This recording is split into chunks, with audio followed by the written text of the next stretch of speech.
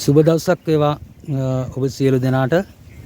මේ අද මේ වීඩියෝ එකෙන් පෙන්වන්නේ මාවතුර ඉහළගම නායකීය ඉහළ කොටස.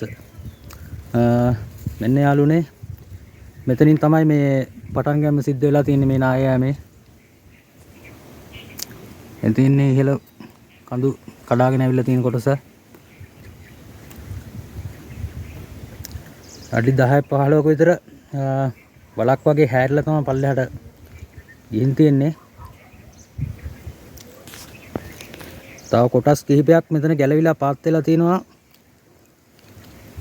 ඉදිරි වැහි කාලය තුල ඒවා සමහර විට එන්න පුළුවන්. නොඑන්නත් පුළුවන්.